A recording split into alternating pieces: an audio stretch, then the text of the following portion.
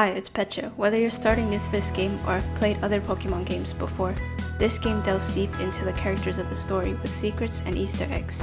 There are also hidden areas that could be visited. So let's begin. It's a recurring theme to use fossils to bring Pokemon back to life throughout games such as Pokemon Emerald. In this secluded area next to Primeval Grotto, there is this fossil cavern with skeletons of Bastiodon and Rampardos. Considering they haven't been retrieved, it's dark because you're taking into the fact it's been there for years and decomposing, where their life has been taken. It can't be really interacted with, but it is a great detail to come across.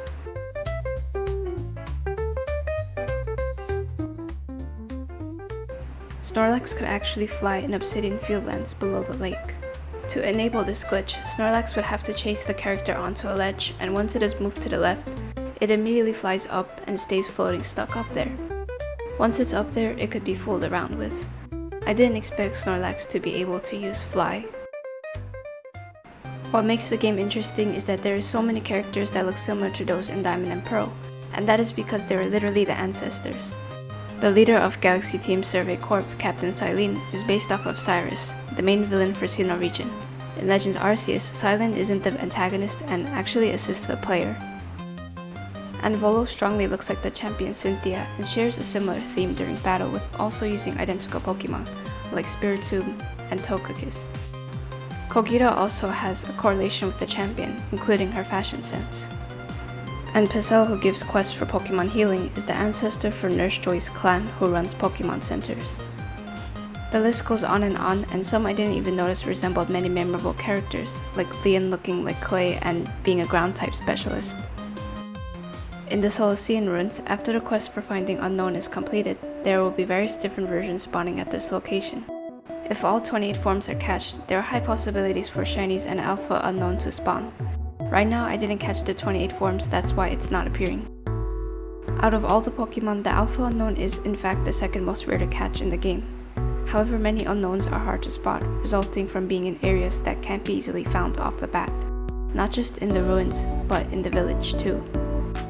Have you ever tried catching all 26 letters? Most doors are fake in the headquarters, but if you go to Commander Kamado's office and look to the right, there are doors. These lead to a balcony which shows nice views of the village. So that's why when I threw Pokeballs on the roof, my Pokemon spawned somewhere up there. This is the only balcony throughout Jubilee Village. And the little secret is a tiny Unown on Magikarp's eye which can be catched. It looks like a regular Magikarp eye, but it really isn't.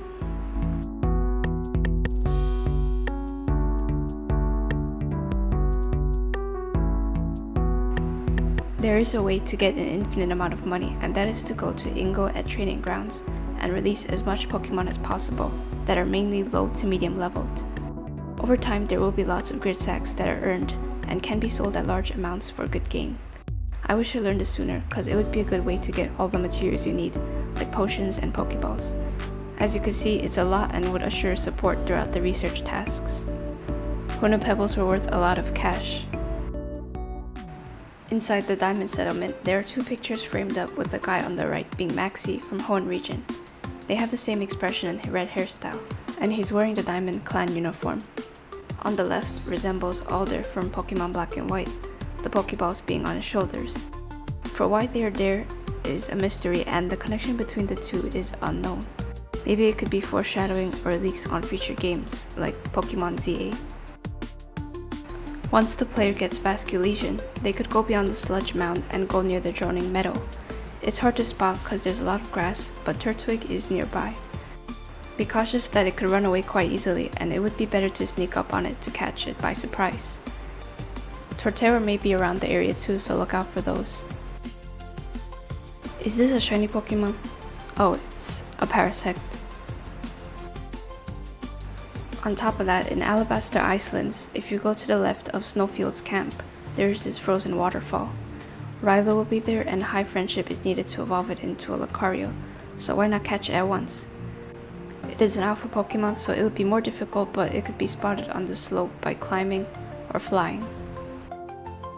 And there it is, just walking by itself on the mountain. Keep in mind that alpha Pokemons are harder to battle, but it's more better than to form a friendship with Rilo.